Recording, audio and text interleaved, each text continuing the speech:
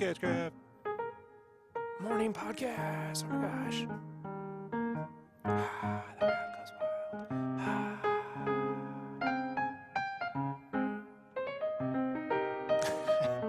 I don't have anything else. Let's just start the show.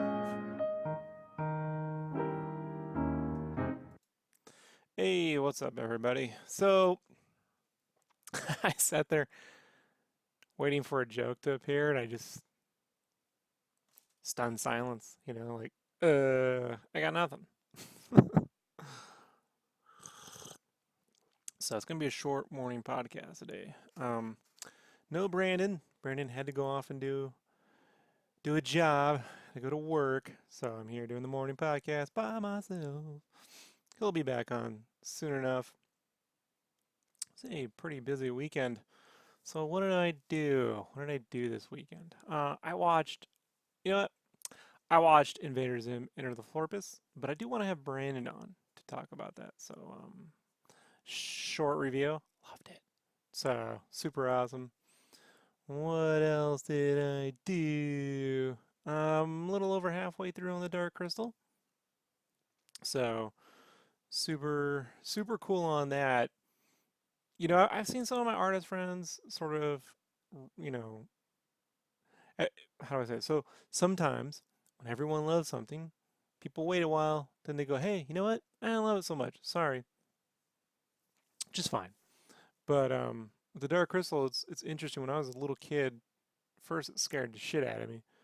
But as I got a little bit older, I don't want to say around, I saw it when it came out. So I want to say around 88, 89, I started to look at the film in a different way. Like, I felt like it was way condensed. Like, and I remember saying at the time, if this was more like a, I, if this was more like a TV show, that's what I said, then I think this story would be really cool because there's so much here. And I remember not watching it for about 10 years, and then when it came back out, or more, whenever it came back out on DVD, I bought that around 2002 or 3, rewatched it again, and I was like, yep, this would definitely work better as a TV series. It's always been very lore-y, world-building, lore-y, if that's a word. High fantasy, like, here's the world and these characters, very Tolkien. And for me, I'm not the biggest fan of that form of storytelling.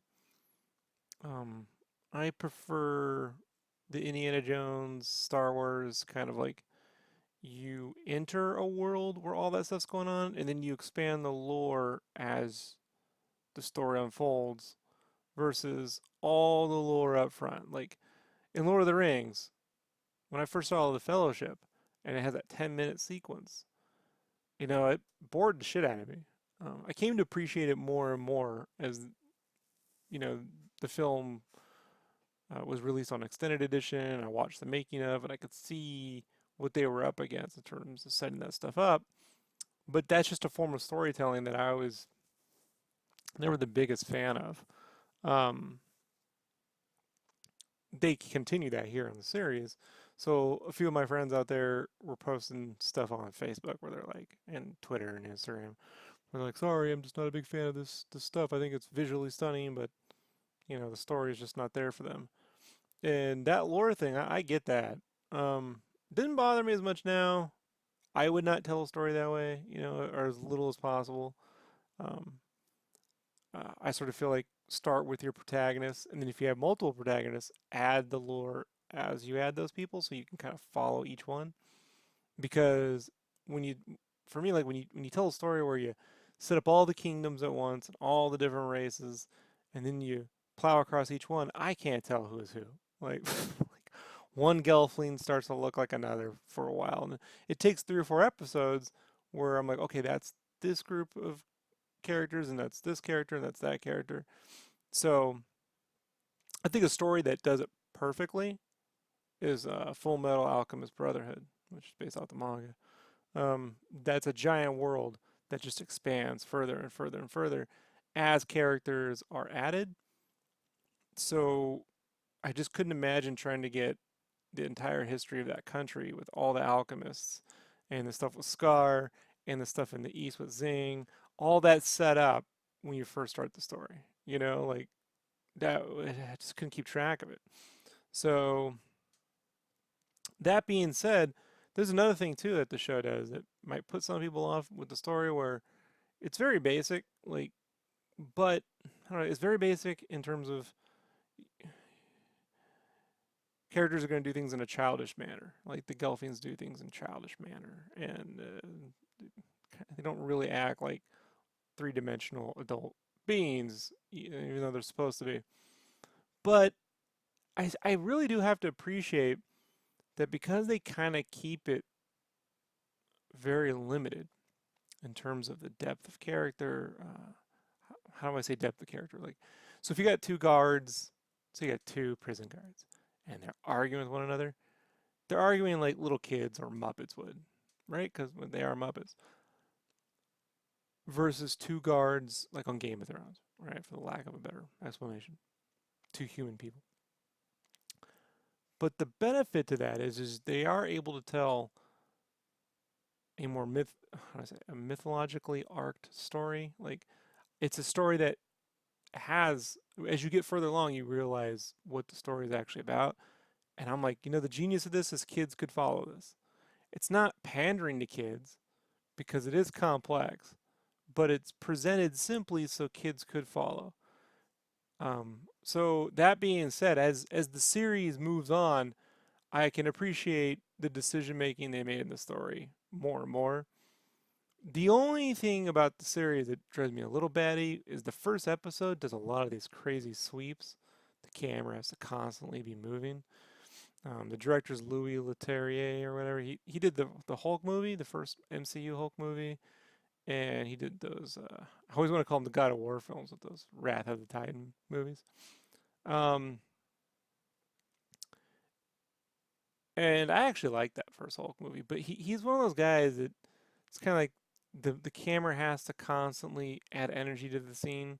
The worst version of that to me is Aquaman. Man, that camera will not stop moving. So it stops doing that a lot, like by the second episode. So I just remember when I was watching that, my wife's like, I really wish the camera would just settle. It keeps wanting to move around all these spaces. I'm like, yeah, I have a feeling that they shot all the episodes in order, right? That's how it's done with TV. So I think they chilled out on that as they go along. But props to Louis, man. That guy's directing all 8 of those episodes. That's crazy. That's a giant technical hurdle in production to do. Um, if you don't know how to appreciate how much effort it takes to coordinate that many people to make a film or a TV show or anything, let alone one with puppets where all the floors have to be raised and it's two people. It takes two people to control just one of those gelflings. Back during the movie, it took four. But if you don't know how to appreciate that, just try to put on a high school play. Like just sign up, whatever you can do to volunteer if you got kids or something, and just help out with a high school play and see how much effort that takes. And then just multiply that by, 1 million for a TV show and 1 billion for a movie. Like, that's how complicated it is. But I'm enjoying the Dark Crystal, Age of Resistance. I really am. Um, what else? Oh, the trailer for El Camino, the Breaking Bad movie. The second trailer. They put out a teaser trailer a few months ago with Skinny Pete. If you watch Breaking Bad, Brandon doesn't, so I'm just going to cover some stuff Brandon doesn't really talk about. And look, the trailer's 1 minute long. It's just a certain character sitting in their car listening to the radio, which kind of catches you up to the events, the ending to Breaking Bad, which sets up the events of this film. And I'm so, so glad that this film is going to Netflix versus going to the theaters, because if a follow-up with what happened to Jesse Pinkman was going straight to the theaters, they would have just marketed the hell out of that and given away every story point there is. You know, um, to the point when Breaking Bad ended, if you remember, they made a Need for Speed movie that Aaron Paul starred in, and the joke on the internet was Jesse Pinkman is driving and now he's racing in Need for Speed. This is, that was like the internet's way of trying to wrap up that storyline. But you watch Need for Speed and you're like, yeah, that's inherently Hollywoodish, you know, no good. So it's really, really awesome that this just got made in secret, and the trailers are literally a minute long. I mean, the fact that it's called El Camino and not just Breaking Bad the movie, is again a benefit of it going straight to streaming, where they just don't have to market things. And I wonder too, given how streaming markets things, I wonder if how long it'll be before Hollywood attempts to emulate that sort of marketing, where they really pull back everything and only do 1 minute long trailers. Um, I wonder if it's hard to say if the way movies are marketed now, they just keep people from going to see them because people feel like they've seen the trailer. Although sometimes you see a trailer and you're like, I didn't know what's going on in this movie. Like with Episode 9, I've had a lot of my friends complain to me, I don't know what's going on with Star Wars. I can't tell. Then they see the trailer for Mando, which tells you about it as much story. I still don't know what's going on in the series, and everyone's like, "It's amazing." This isn't it weird how the standard for one format cannot be used for the other. I um I wonder how that will change over the next couple years.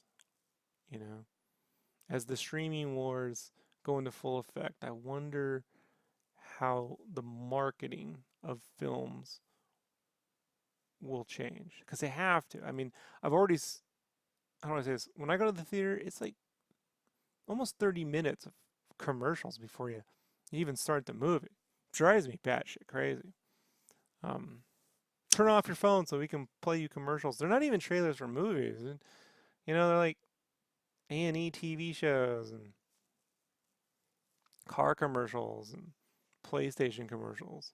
It's like, here's all the shit you could be doing if you weren't stuck in this theater watching commercials showing you all the shit you could be doing. Hey, gee, thank you for reminding me why I shouldn't bother seeing another movie. There is a bunch of other shit. I could be watching this TV show.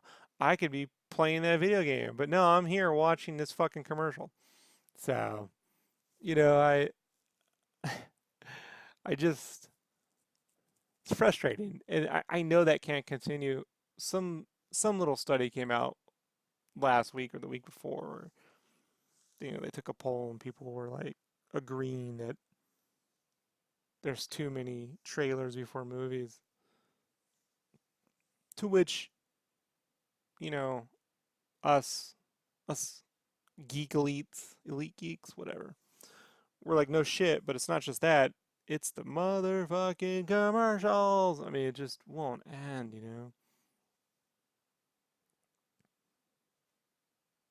What did I saw? I saw the movie. Yeah, I saw the Downton Abbey about a couple weeks ago.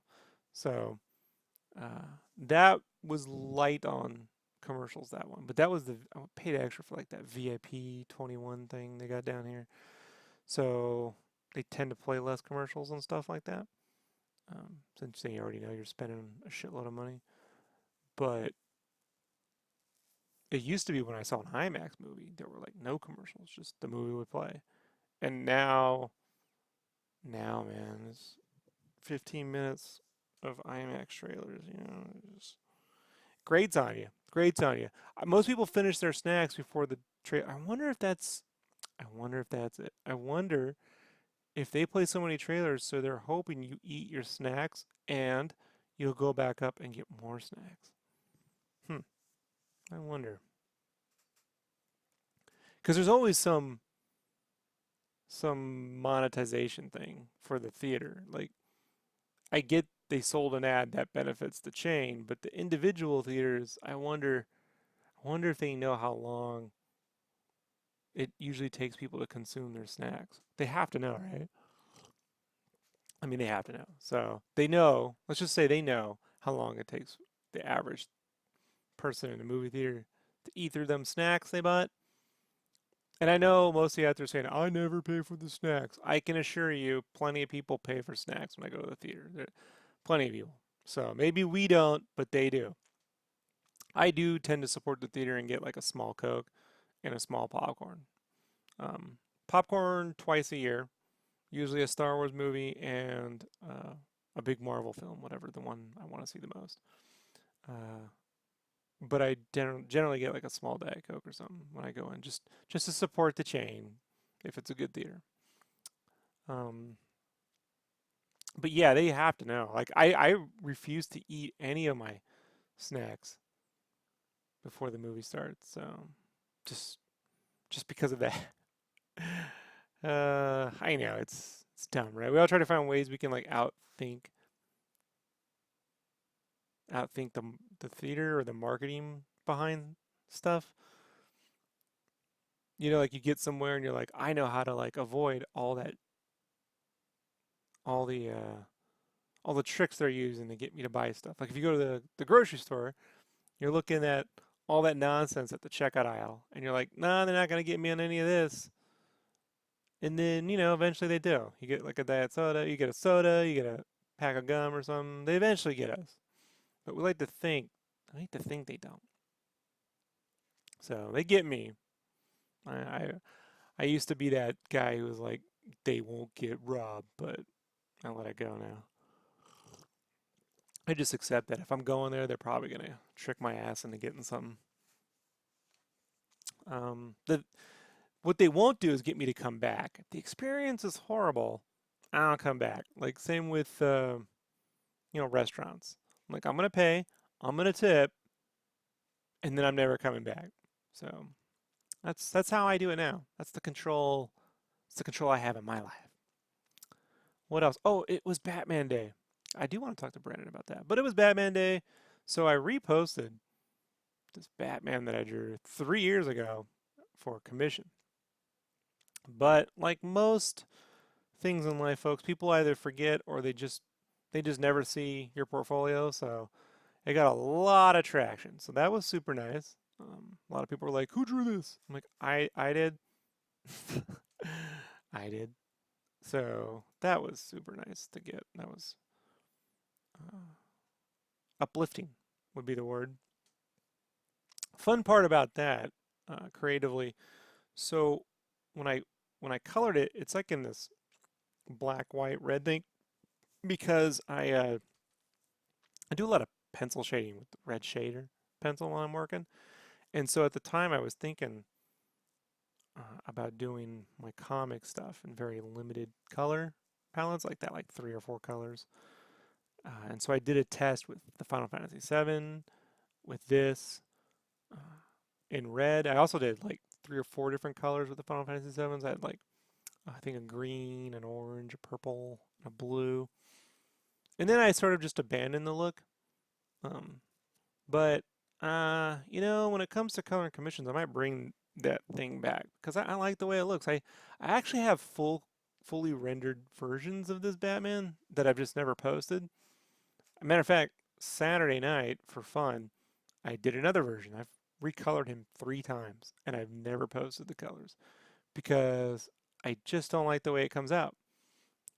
Every time I do it, I'm like, oh, that looks cool. Let me sleep on it. And then I wake up and I'm like, nope.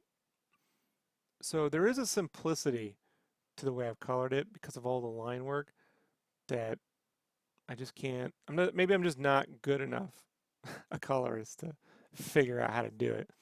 When I color, I tend to not like a ton of lines on my art. So when there's a ton of lines everywhere, I don't really know how to deal with that very well. That's where I really appreciate professional colorists who, they get those, like whoever colors the Spawn books, man, they get these books with a gazillion lines and they know what to do with it. I would not know what to do with it. So in 3 years, with everything I've done, I still haven't figured out how to do that. Um, I prefer to have more simpler lines and let the color kind of do the work.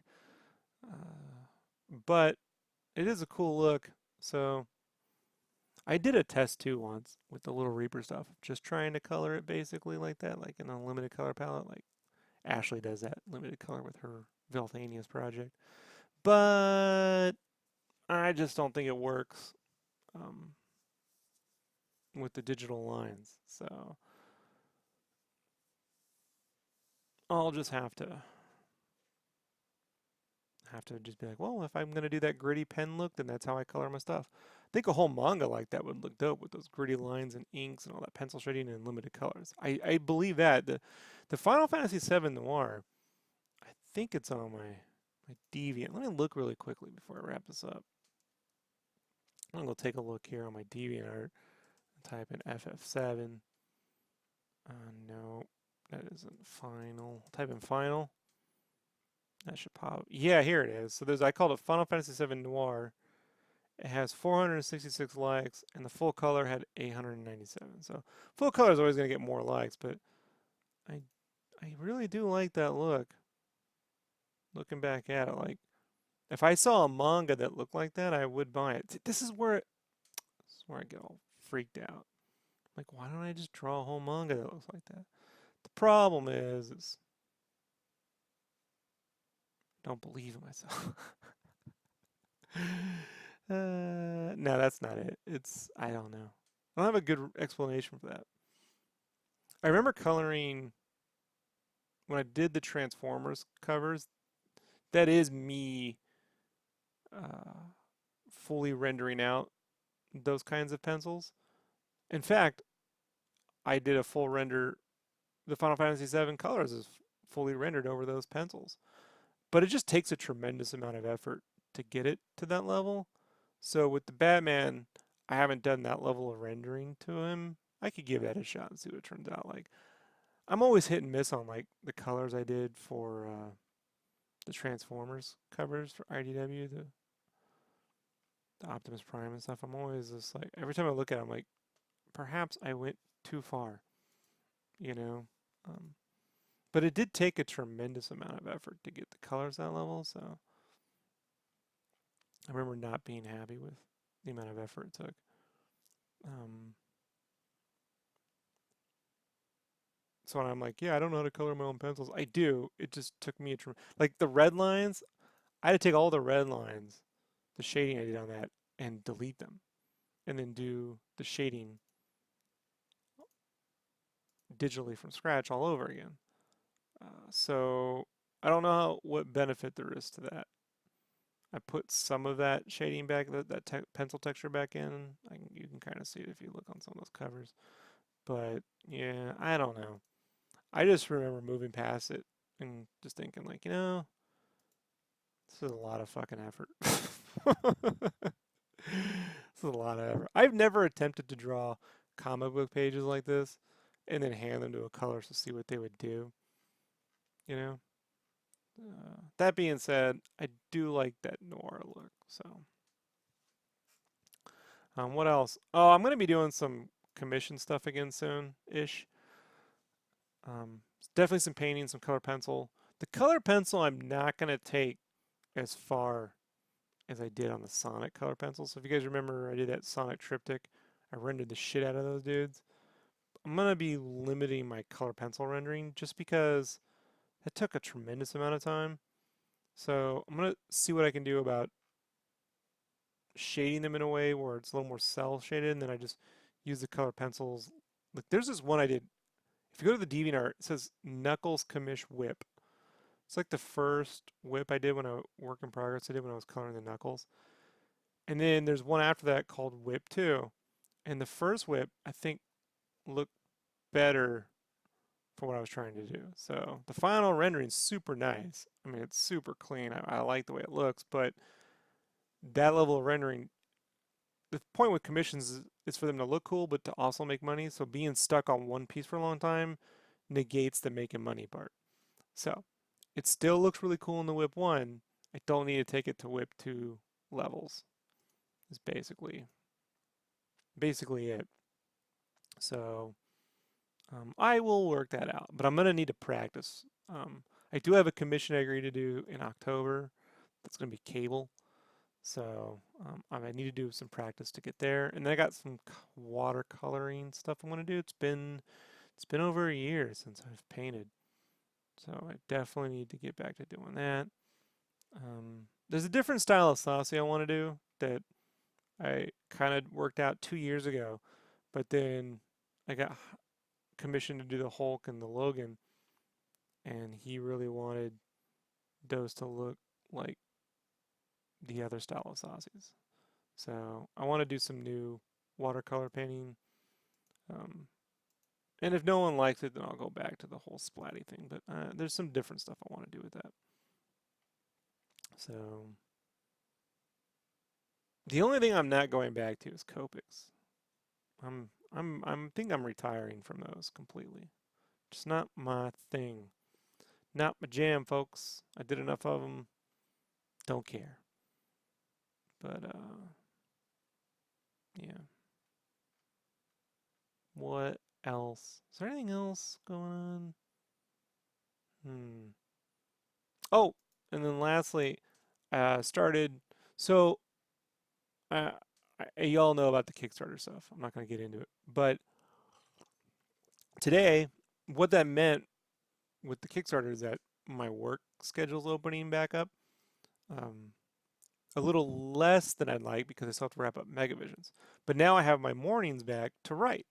So, today was the first time in 6 years that I didn't like look down and realize, oh no, I have all this other stuff I have to write before I write my own scripts. So normally when I sit down to write, I'm like, do I write Game Cave? Do I write stuff for Megavisions? Do I write my own comics? What do I do? Today all I had to do was work on Little Reapers. Like that's it. So how I'm doing it is I'm blocking my work on Little Reapers in 6 pages, 6 page blocks, 6 or 7 page blocks, depending on how that works out. And then also I'll draw all 6 or 7 pages, and then I'll color all 6. In between there, I'm just refining the dialogue I need, and that dialogue is based on what I actually drew. So I'm drawing from an outline, pretty detailed outline, but it's an outline. And then when I write my script, so-called quote unquote script, that is me just adding the final dialogue based off what I drew. So it was nice. I was like, that's all I have to write. I don't have to write. I don't have game reviews to write. I don't have development on the Game Cave storyline to write, because I'm not gonna do that while I work on Little Reapers. Only thing I have to do is work on Little Reapers. Now, when I don't have anything to write, like so, let's say I work on sketch out 6 pages, draw 6 pages, color 6 pages. During that process, after I draw it, that's when I start writing. When that dialogue is done and I'm back to sketching, that sketching is going to take place during my 1 hour in the morning to write.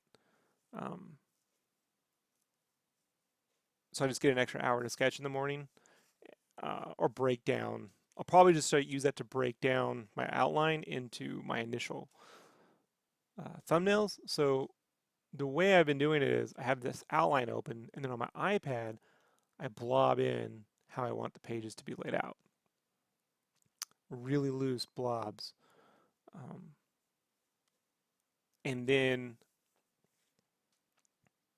when that's done, and I can lasso stuff around, move it, scale it, figure out how I want it to look, then I literally trace over that iPad on my sketchbook. I just put a piece of paper over it and trace over and draw out the whole page by hand, in terms of my layout for that page. And then I scan that in and trace over that for my final digital stuff. I've tried not to do that. I've tried to just blob stuff in digitally and work out that way, but I just can't seem to get around that idea, like my page layouts, because the pages are pages. Like I'm physically going to hold them. For some reason, I figured this out better that way. So I'm just going to do it the long way and just stick to that path, which means when I don't have dialogue to write, then I'm writing, I'm laying out the book. If eventually I'll run out of book to lay out, and well, here's the problem though. If I, hmm, I gotta be careful that um,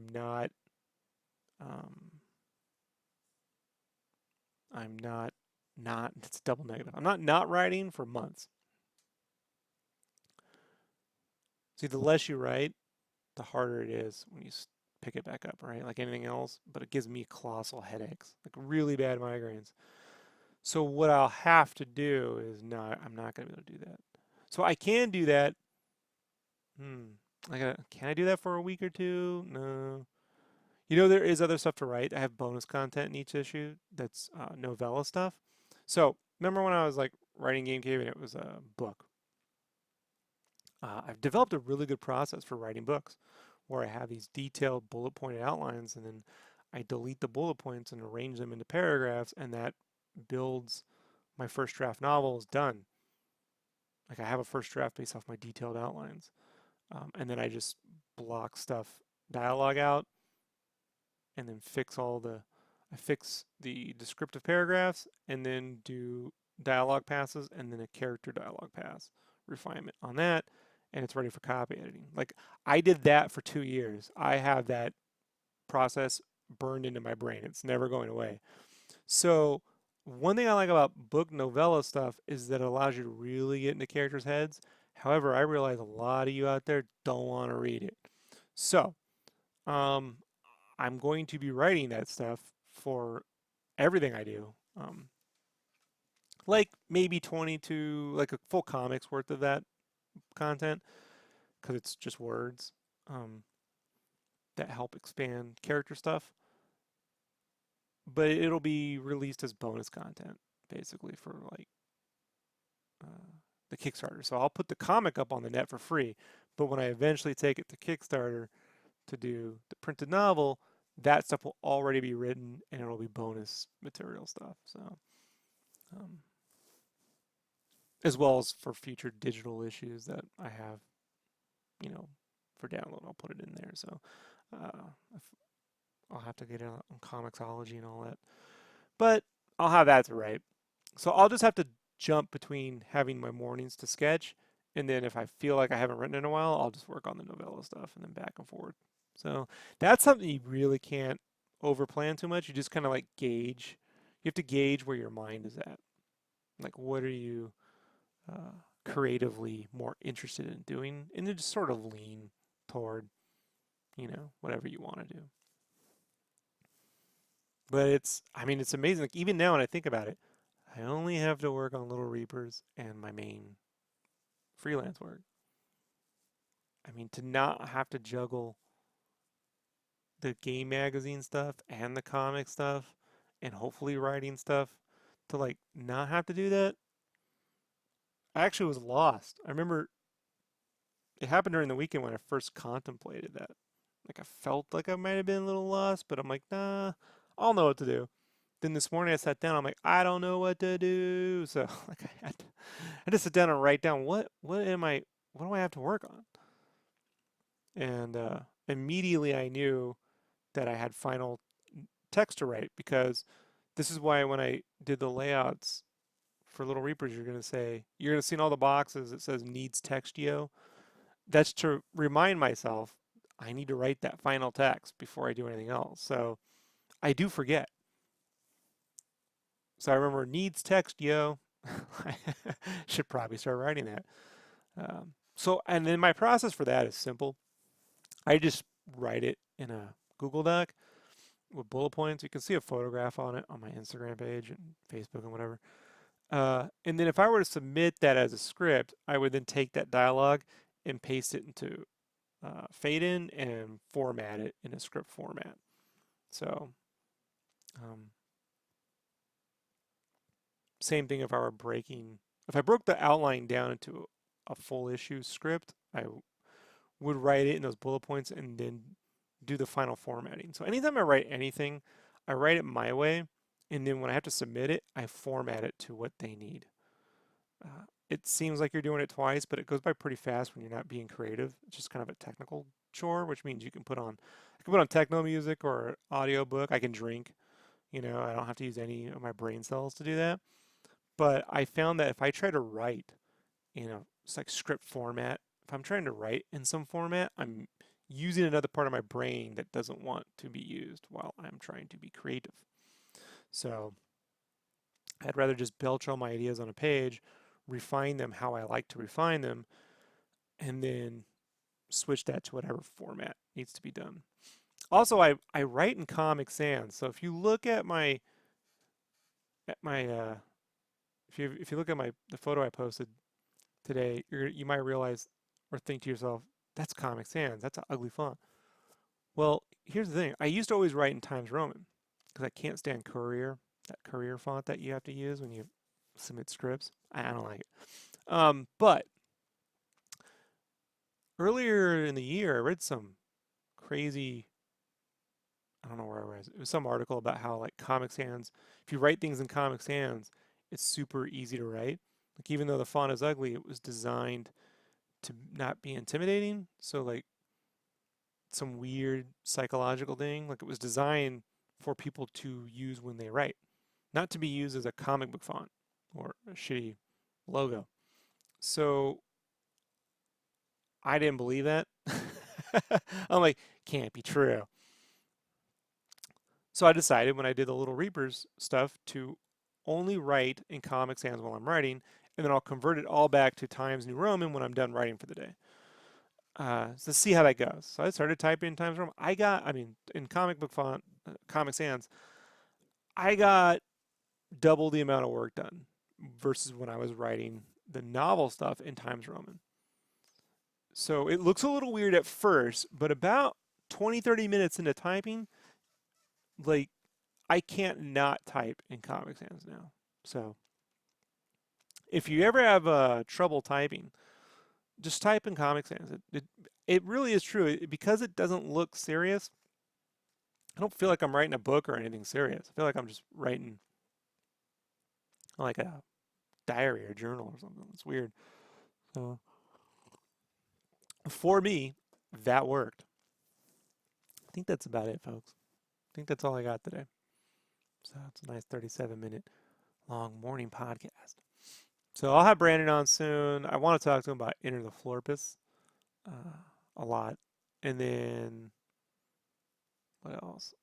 I was gonna do a mega show last week with Andy, but I might just have Andy on sometime this week to talk video game stuff. So we might just do a morning podcast.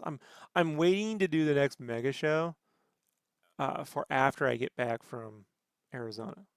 So I'll drag Brandon onto that. So I haven't given up the mega show format. It's always fun to do those fun intros, but for the meantime, morning podcast format.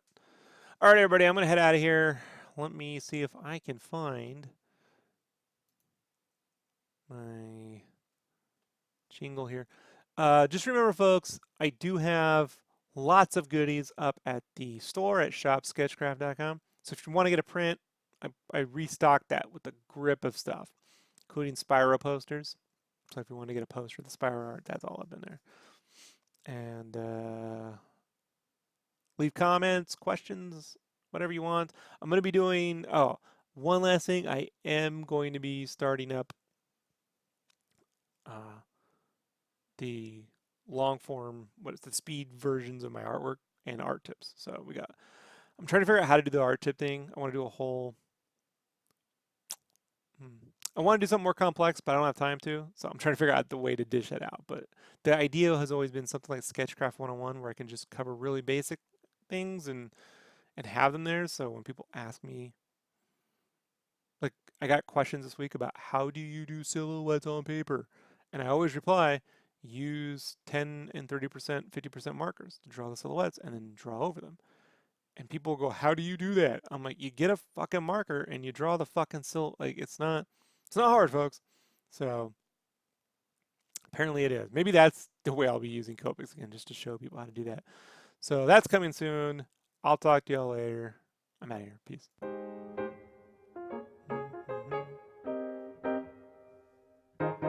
Made these low carb blueberry muffins, not banana. So it was a fun show, right? What did we learn? We learned that I do a lot of uhs, and I don't know what I'm going to say when I'm by myself. Pretty good at it when Brandon's here. Pretty good at not doing it when Brandon's here. It's got to work on me, folks. It's got to work. All right, everybody. You have a good day.